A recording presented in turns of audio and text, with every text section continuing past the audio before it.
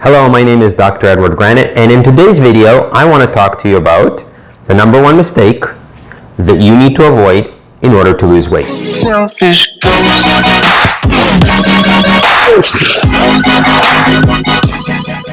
So, what is this number one mistake that I'm talking about? Well, I call it healthy cheating in moderation. So, what is that? Well, let me use my patients as an example so it can be a little bit more clear. My patients will come in and I'll ask them, hey, how's it going? Oh, doc, it's going not too good. I said, why is that? Well, I'm not losing the weight like I was losing weight. I said, well, are you cheating? Well, no, I'm not cheating. I said, okay, well, let's take a look and see what you're eating. Okay, what'd you have for breakfast? For breakfast, I had an omelet with some veggies and I had a coffee. Okay, perfect, no trouble there. Do you have anything else?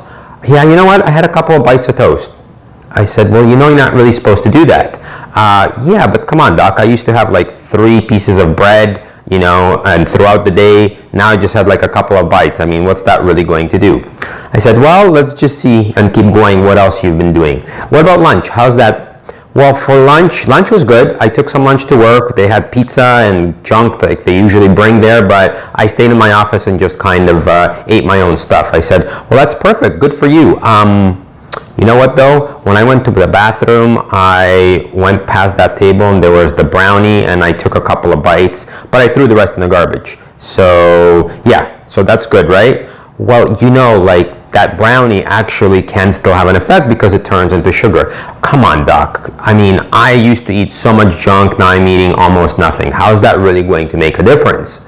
And this is called healthy cheating in moderation because patients kind of have this perception in their mind that they used to do a lot of bad stuff. Now they're doing a little bit of stuff that it should be okay. And normally it would be okay. And again, I'm not talking about having these huge cheat meals.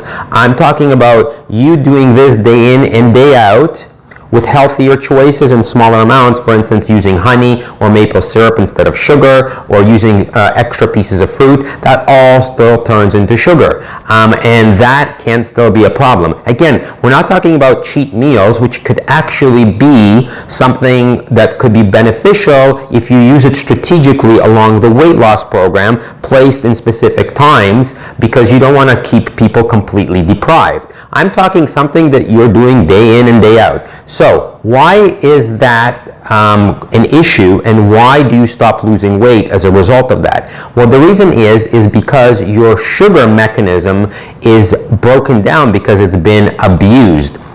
And that is the reason that happens, because when this little amount of food that turns into sugar goes into your system, it still turns in, if it's not sugar, it turns into sugar. If it is sugar, it still rises insulin, or it still causes insulin to rise. And why is that important? Well, in the presence of insulin, you will store fat, because insulin is a fat storing hormone, okay?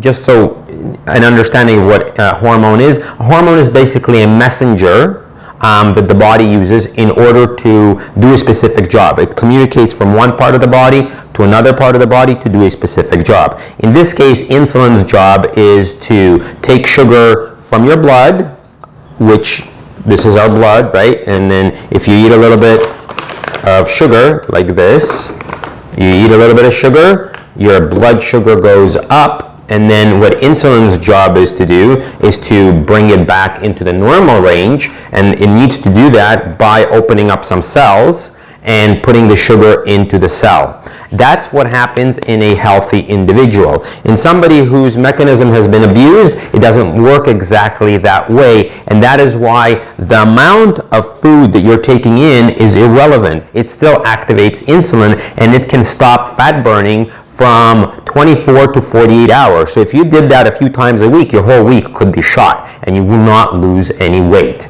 In the next video, I'm going to explain exactly why that happens on a deeper level, and I'm going to talk about insulin resistance and what that is and how that relates to healthy cheating in moderation. I hope you enjoyed this video. If you did, please share it and subscribe, and I will continue bringing you these videos to make you and your family more healthy. Thank you so much for watching, and I'll see you in the next video.